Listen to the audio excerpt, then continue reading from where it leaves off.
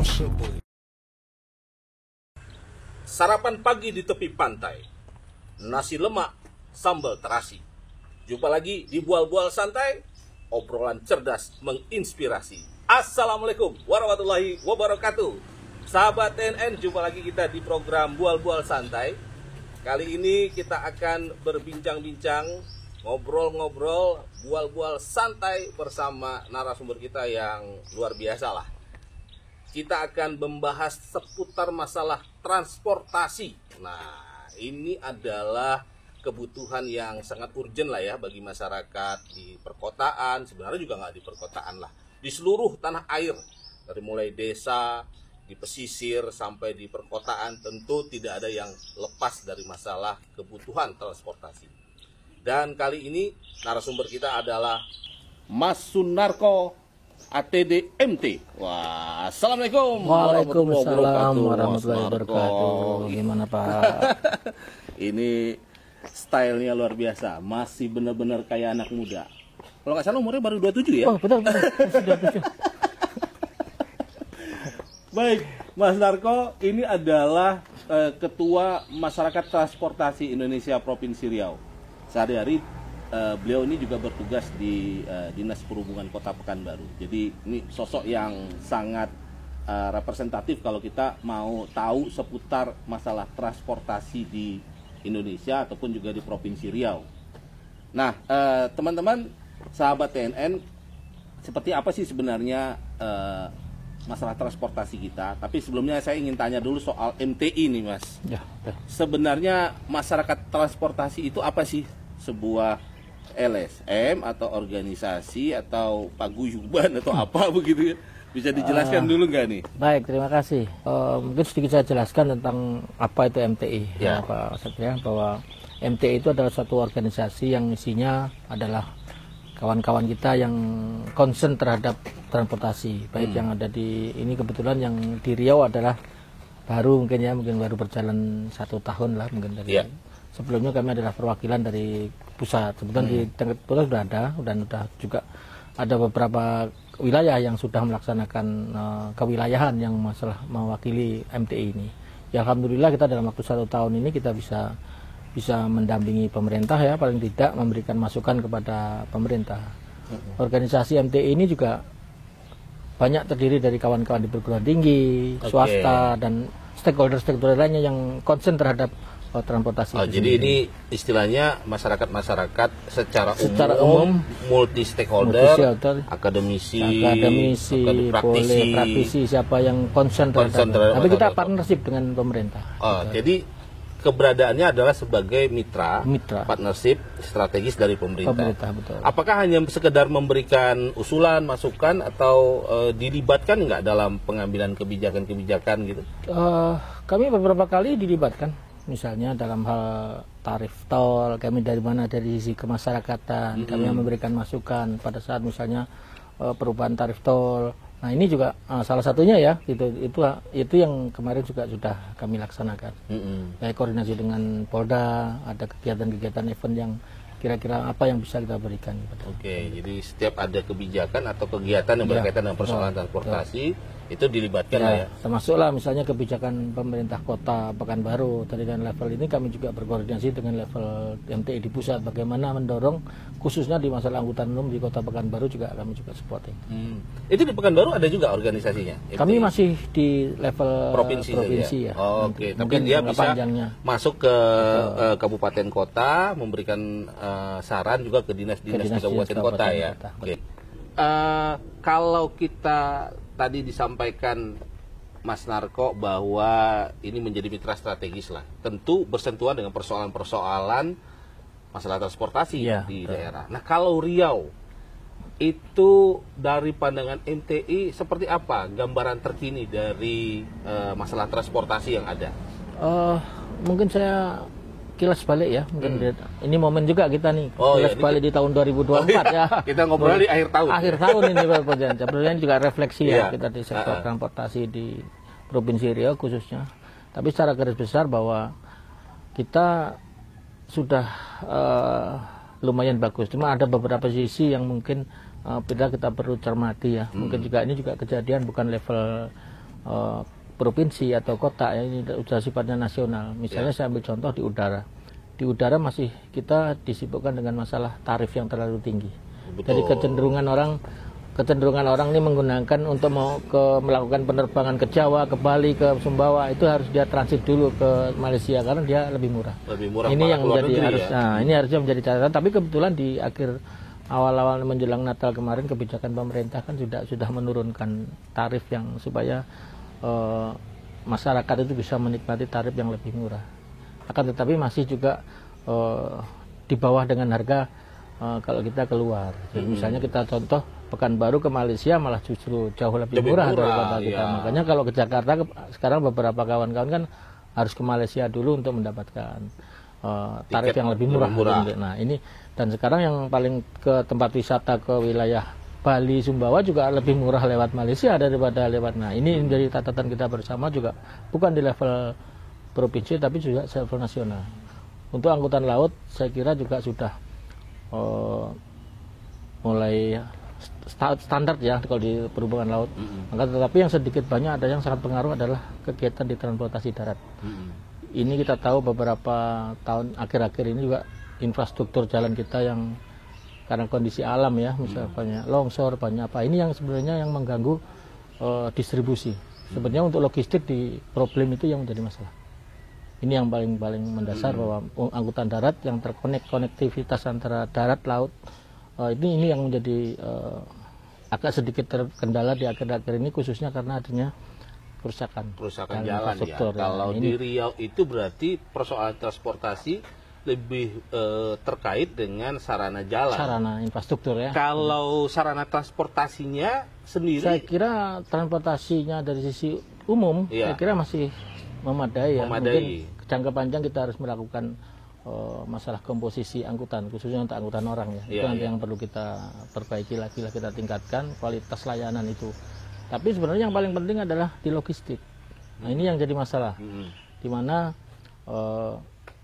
harga bahan pokok ini yang harus kita pertimbangkan. Kan kalau ada gangguan ini mau nggak mau kan berpengaruh kepada harga ya. Ada distribusi ini barang. Sekarang ibu-ibu udah mulai banyak mengeluh nih sahabat TNN nih karena jalur dari Sumbar ini kan terputus. Sudah mulai ada kemarin sempat terputus lalu ya antriannya panjang sehingga mungkin memerlukan waktu beberapa jam untuk bisa lewat.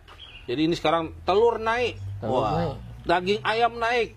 Nah, kemudian harga diri yang agak kurang. Harga diri suami terutama karena sering diomelin istri. Ya karena kita kan sifatnya kita di Riau ini kan konsumtif. Kita juga masih ada tergantung dari Sumatera Barat, Sumatera Utara. Sejumlah bahan pokok itu mau nggak mau masih harus diambil dari. Salah satu penyebab itu biasanya di sektor transport adalah di kondisi infrastruktur. Nah ini yang menjadi catatan kita bersama. Meskipun alternatif sudah ada jalan tol kan, tapi juga jangan adanya tol juga mempengaruhi ini harga nih. Nah ini yang menjadi harus kita menjadi target kita ke depan, ini harus kita perbaiki hal seperti itu.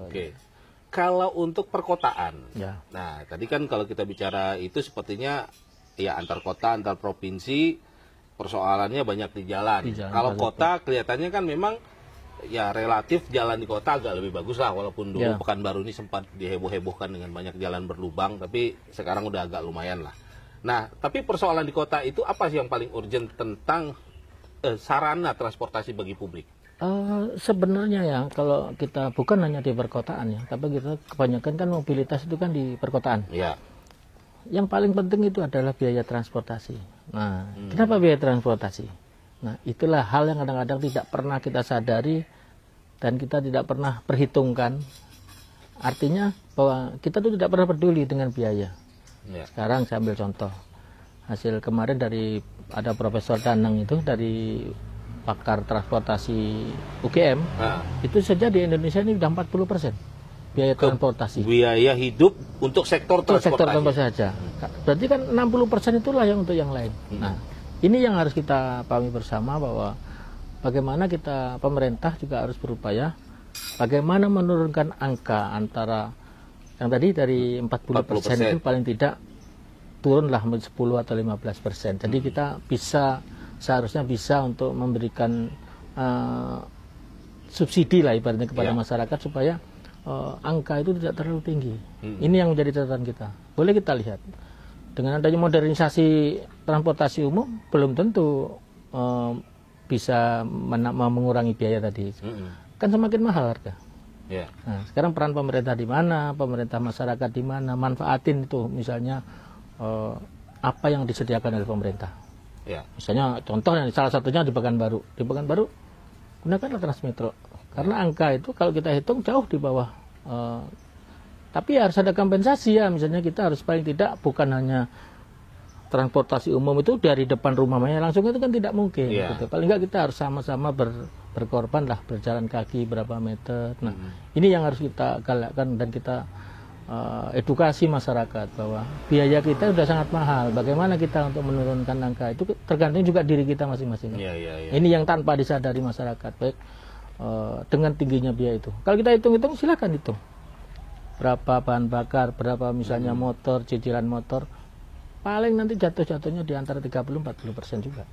Ini yang tapi bukankah ini juga persoalannya adalah sarana transportasi publik yang disediakan pemerintah itu kan ya seperti tadi Transmetro itu hanya di jalan besar protokol. Ya walaupun sekarang ada kabar baik lah kemarin saya sempat hadir di peluncuran angkot listrik Oplet Pekan itu yang mencoba untuk lebih mendekatkan masyarakat di pemukiman ke sarana transportasi publik utamanya gitu. Nah itu apakah perlu juga diperbanyak trayek-trayek antar tempat gitu loh, Mas? Tapi sebenarnya itu sebetulnya langkah yang maju ya sebenarnya, dan itu yang harusnya dilakukan. Saya juga menyarankan bahwa harus diperbanyakin feedernya gitu. Misalnya sekarang kan yang ada kan trangline, artinya di trayek utama. Kemarin mungkin dengan adanya contoh 2-3 trayek itu adalah supaya upaya bahwa bagaimana masyarakat yang ada di dalam bisa keluar. Nah ini yang harusnya menjadi target. Saya sarankan kepada pemerintah kota bahwa kita harus banyakin tuh feedernya. Karena supaya masyarakat di kantong-kantong masyarakat itu yang harus kita angkut. Tapi kalau di trangline itu kan hanya sekitar 100 atau 200 meter dari itu. Nah sekarang kita menjangkau yang lebih dalam di kawasan-kawasan itu. Nah ini yang harus diperbanyak. Nah ini mudah-mudahan dengan nanti kedepannya kebijakannya lebih baru ya paling tidak itu yang menjadi skala prioritas. Nah ini yang harus kita pertimbangkan kawan-kawan di pemerintah khususnya dinas perhubungan harus aktif di situ. Bagaimana mengangkut orang dari dalam keluar. Ini untuk di Pekanbaru, tapi di daerah lain misalnya juga harus mulai memikirkan bahwa biaya transportasi kita sudah tinggi. Bagaimana caranya itu tergantung dari kulturnya masing-masing. Nah, misalnya misalnya di Taluk, di Pembilan kan harus menyesuaikan dengan kondisinya. Sistem apa yang harus kita pakai untuk mengurangi biaya itu? Nah ini yang paling penting. Kalau di daerah-daerah barangkali memang karena jarak dari satu tempat ke tempat lain cukup jauh, ya itu transportasi pribadi itu agak sulit untuk dikurangi gitu ya. Tapi kalau kota ini kan isunya bukan hanya soal biaya tapi juga lingkungan kan, kemacetan kan gitu ya. Tapi saya mungkin sedikit masukkan. Kita sekarang teropinikan. Saya ambil contoh di Pekanbaru, Jalan Subrantas.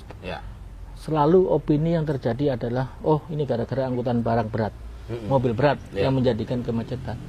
Kita tidak pernah tahu bahwa pada saat kita bicara tata ruang, silakan kita lihat di kawasan untuk misalnya jalan karya itu sebagian besar perumahan gitu loh. 10 tahun yang lalu 2012 itu belum terjadi.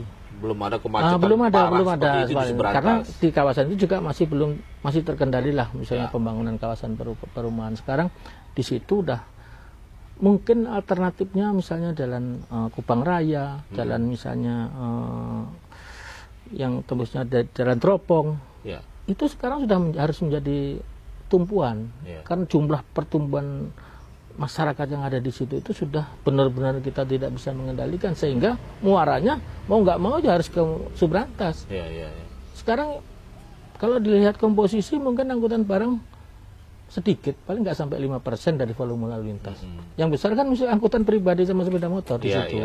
Boleh kita cek, makanya kita pertimbangannya adalah harus tahu nih bagaimana pola ruang di kawasan itu sehingga tidak berdampak kepada harus ada terurai Harus ada misalnya alternatif lain untuk mengurangi itu. Artinya kalau ini tidak segera dilakukan langkah-langkah yang sangat serius, 5 tahun lagi ini kita agak sulit bergerak nih di daerah Panam dan sekitarnya itu ya. Hari ini pun jangankan nunggu 5 tahun.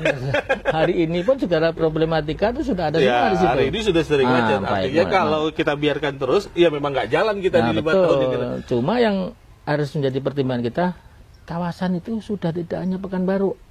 Ya. Sudah masuk wilayah Kampar juga ada di situ, misalnya daerah tambang, daerah mana. Betul. Jadi masyarakat Pekanbaru itu juga banyak rumah sekarang di kawasan pinggir Kampar, ya. gitu. Nah, jadi bagaimana kawan-kawan di perbatasan ini, siapa yang bertanggung jawab? Ini kan harus duduknya jelas. Kita berharap dengan adanya Pekan Sikawan kemarin itu seperti wadah yang cukup bagus. Dan harusnya bagaimana menata ruang, bagaimana menata sistem. Itu dengan adanya Pekan Sikawan itu, Pekanbaru itu sebagai apa ya? Kalau telur itu kuningnya tuh, dia sebagai intinya gitu, dari intinya itu di Pekanbaru gitu. Misalnya daerah pendukung lainnya kan itu yang harus kita pertimbangkan juga gitu. Jakarta, Jabodetabek itu sudah menjadi bagian daripada Jakarta. Oke, kalau kita bicara tata ruang, ini Pekanbaru kan sudah, ya kalau saya lihat untuk kota ya. Subrantas, kemudian Soekarno-Hatta, Sudirman, itu daerah-daerah sekarang sudah sangat ramai. Sangat ramai. Ini penataan ruang seperti apa yang memungkinkan? Kan apakah kita bisa harus buat jalan baru gitu? Atau memang di sarana transportasinya yang justru lebih dicanggihkan gitu? Saat ini kan sebenarnya kita harus bicara hulu sama hilir. Oke. Nah ya kan tadi kalau di transport itu kan di hilir harusnya. Yang selama ini terjadi kan kami di hilir. Kita ini harus menyelesaikan yang selalu diselesaikan adalah di hilir. Hulunya tidak pernah bagaimana menentukan di hulunya. Nah, pola perencanaannya, berapa kapasitasnya, berapa mau kita bangun. Nah ini yang harus kita dudukkan bersama. Mau di pola seperti apa, mau distribusinya seperti apa. Misalnya Pekanbaru wilayah barat, wilayah timur, mana yang mau dikembangkan. Kan sekarang kita nggak tahu nih. Tahu-tahu karya itu kan 5 tahun terakhir ini yang memang meledak.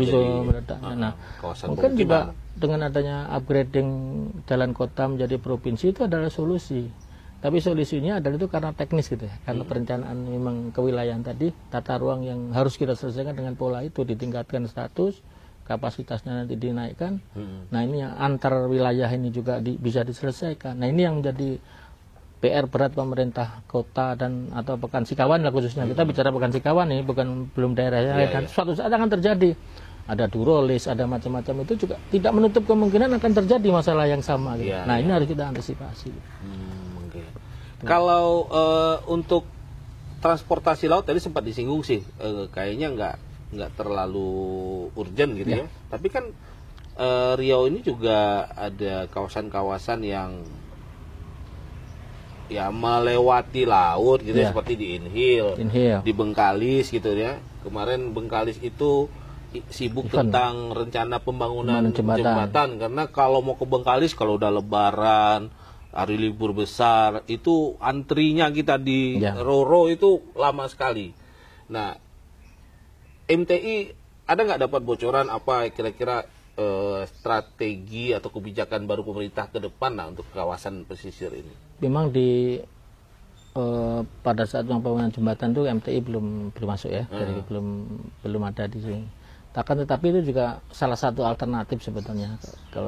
Karena gini, kan event tertentu yang misalnya penuh yang paling banyak. Tapi di event-event di luar itu kan tidak seperti itu kan. Nah, ini yang hanya manajemen pengelolaan saja. Seandainya dibangun dengan adanya jembatan, paling tidak kan kita harus tahu nih demandnya apa di situ, bagaimana potensinya, bagaimana kultur budayanya. Seandainya ada hal-hal yang masuk, kan yang paling penting itu adalah kultur di situ harus seperti apa. Itu harus kita pertimbangkan. Selain potensial demand yang ada di kepulauan itu sendiri. Nah ini harus pertimbangan jangka panjang.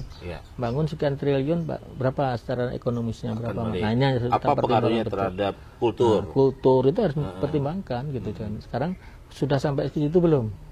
Nah ini harus tahu memang potensinya nggak memungkinkan 10-20 tahun lagi.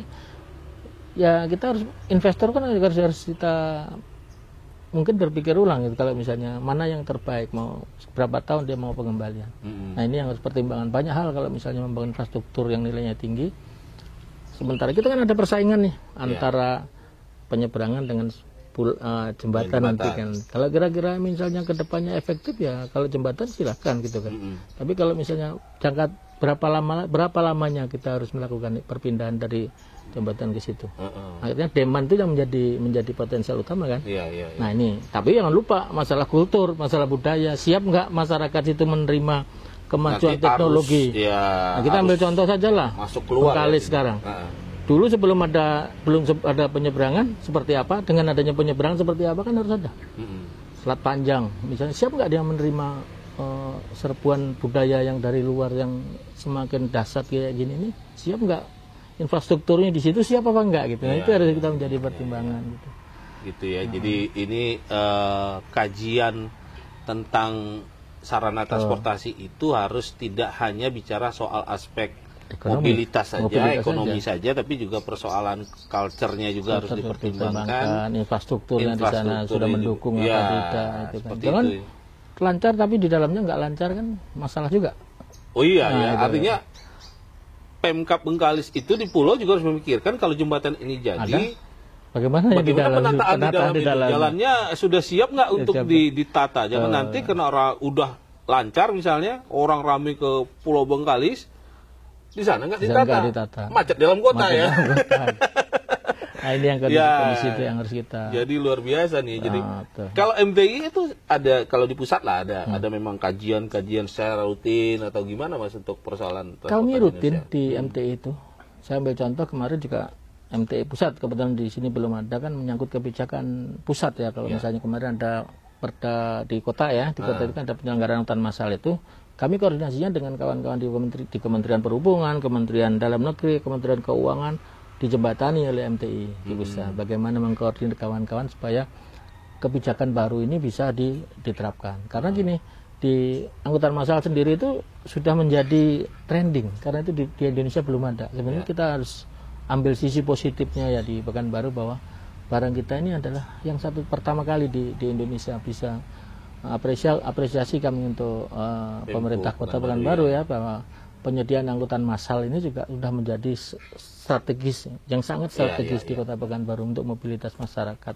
Ini yang harus kita banggakan masyarakat Pekanbaru, bahwa kita bisa menjadi pilot project di level nasional. Ini salah satunya yang harus kita banggakan. Jadi Pekanbaru ini termasuk 1 dari 6 kalau tidak salah daerah yang menjadi pilot project.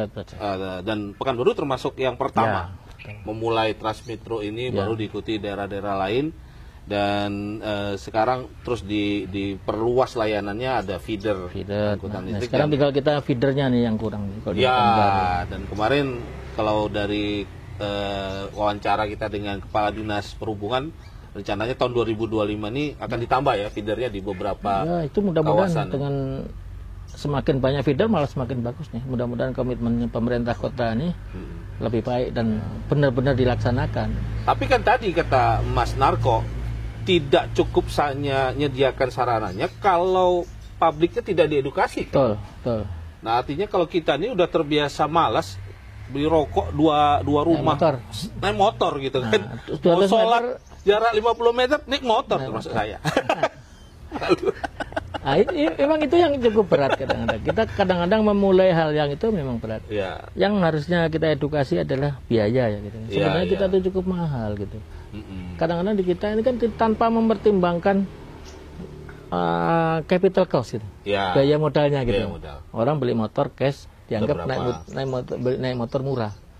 Kan ini harus komponen biaya nih. Apalagi kalau dia kredit. Nah itu dia. Itu kan motor harga 20 juta jadi 32 juta. Kan makanya kalau dengan hitung-hitungan kredit saja paling murah saja udah 30%-an 40%. Nah, karena yang kadang-kadang kita berpikir bahwa beli motor cash itu nggak ada capital cost-nya gitu. Sehingga seolah naik motor jauh lebih murah. Padahal kalau dihitung global sangat besar. Nah ini yang itu tadi sekitar 40%. 40% kalau dari Profesor Danang kemarin menyampaikan 40%. Yang paling penting itu sebenarnya satu, bagaimana transport itu yang saya khawatirkan, yang kami khawatirkan, bahwa transport itu adalah memiskinkan warga. Ini baru saya agak dengar istilah bahwa masalah transportasi bisa membuat warga miskin. Betul. Nggak sadar tapi ya. Nggak sadar gitu. Saya ambil contoh. PKH itu berapa sih gaji apa nilainya kan sekitar 650.000. Ya. Itu saja masih di bawah dari biaya transport. Artinya bahwa masyarakat kita, masyarakat yang miskin itu, dia tidak akan bisa mengembangkan kapasitas. Misalnya saya mau bergaji UMR saja, saya harus keluar kan? Ya. Nggak mungkin saya di kawasan. Kalau yang dengan kawan-kawan yang 650 tadi kan paling bekerjanya di kawasan ini. Ya. Kalau saya mencari nilai lebih, saya kan harus keluar. Ya. Mencari tempat yang jauh. Saya butuh transport. Ya. Sementara transport yang kita berikan tadi aja nggak terjangkau bagi masyarakat miskin. Nah, saya khawatir bahwa yang menjadikan kita tidak menaikkan kapasitas itu adalah biaya transport tadi yang terlalu tinggi, sehingga masyarakat tidak bisa mengakses yang lebih baik. Nah, ini yang mungkin ya baru wacana, perlu edukasi bahwa misalnya, makanya peran pemerintah bagaimana kita berharap ke depan mungkin untuk masyarakat miskin yang misalnya PKH atau apa itu bisa menjadi fasilitas transportasi umum yang gratis. Itulah cara pemerintah untuk membantu masyarakat miskin itu sebagai tambahan, yaitu supaya dia bisa mengakses ke tempat lain. Ini yang belum pernah ada gitu konsep bahwa ada subsidi juga ya. Subsidi juga. Sekarang misalnya Transmetro misalnya, daripada load faktornya rendah, kenapa tidak kita berikan? Iya. Daripada misalnya. Artinya misalnya gini, memberikan hadiah sepeda, bantuan sepeda pada saat kemudian disediakan tempat parkir khusus dekat haltenya. Jadi masyarakat mau naik Transmetro, dia naik sepeda dulu, kira-kira mungkin ya sekilo lah. Ya, jadi kemudian dia bisa akses Transmetro. Dia untuk mendapatkan sesuatu yang lebih misalnya, mendapatkan gaji yang lebih misalnya, minimal UMR, bisa dapat capai UMR, kan udah lumayan, ada akses dia. Makanya karena dia tidak bisa membayar biaya transport yang terlalu jauh, itu yang kami belum ada penelitian secara detail sih, tapi kan secara logis saja gitu, kita misalnya bahwa orang itu tidak akan, paling banter dia untuk berjalan kaki itu aja yang pendapatan segitu. Dengan pendapatan misalnya 650 yang kalau dianggap sebagai masyarakat miskin ada standarnya itu kan. Berarti kan dia tidak bisa naik ya? Masih di bawah biaya transport. Nah, ini ke depan kita berharap bahwa mudah-mudahan kebijakan baru di Pekanbaru ini minimal masyarakat miskin itu juga mendapatkan fasilitas yang gratis dalam. Jadi kita berharap wali kota baru ini jangan abai dengan persoalan transportasi. Nah, karena itu layanan dasar, kebutuhan dasar ya. gitu. Dan tadi ini saya juga baru tercerdaskan bahwa ternyata persoalan peningkatan kesejahteraan itu juga bisa diraih dengan perbaikan sistem transportasi publik bagi masyarakat. Karena nggak bisa menaikkan tadi, nggak bisa bergerak lebih dari yang ada kebiasaan di hari-hari gitu. Nah, dia nggak pernah kita berpikir bahwa itu rupanya salah satu yang bisa berdampak. Transportasi berdampak. Orang nggak bisa mengakses, gitu loh. Nah, itu yang sebenarnya yang paling penting. Ini menarik sekali informasi sudah disampaikan oleh Mas Narko, sahabat TNN. Jadi perlu ada pembenahan yang serius karena tadi saya juga baru melihat dari data-data yang disampaikan bahwa kesejahteraan itu bukan hanya soal mencarinya banyak, tapi menekan pengeluaran juga menjadi salah satu strategi meningkatkan kesejahteraan, dan pengeluaran yang cukup besar yang selama ini kita keluarkan masyarakat kota adalah transportasi. Nah, ini yang mungkin bisa diperbaiki ya di bawah pemerintahan kota yang baru sekarang. Sektor transportasi harus benar-benar dibenahi, sarananya tadi Transmetronya diperbanyak, barangkali jumlahnya, trayeknya diperluas, angkutan feedernya diperbanyak sehingga akses masyarakat. Kalau nggak juga ya kasih subsidi-subsidi yang bisa membuat masyarakat. Kemudian edukasi masyarakatnya juga bahwa jalan kaki membuat Anda sehat, mengurangi penyakit jantung gitu ya sehingga berkorban sedikit. Untuk agar nanti Anda nggak kena biaya berobat yang mahal gitu kan. Nah, itu kan harus diedukasi juga.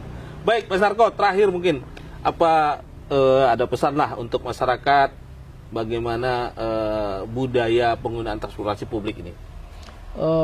Saran saya di momen ini bahwa mari kita bersama-sama ya memanfaatkan angkutan umum. Itu tadi saya kira sama-sama untuk mengedukasi masyarakat bahwa biaya kita sudah selalu tinggi. Mari kita sadar dengan adanya bahwa biaya transportasi kita tinggi. Bagaimana kita menurunkan biaya angkutan umum lah solusi yang harus kita jalankan. Saya kira itu terus dari saya. Baik, sahabat NN, demikian bual-bual santai kita dengan Mas Sunarko yang merupakan Ketua MTI, Masyarakat Transportasi Indonesia Provinsi Riau. Kita banyak dapat informasi dan inspirasi bagaimana kita bisa terus menjalani kehidupan baik itu di perkotaan maupun di seluruh pelosok daerah dengan pemanfaatan transportasi publik yang baik ya. Dan kita juga berharap pemerintah terus memperbaiki sehingga kesejahteraan masyarakat bisa lebih meningkat.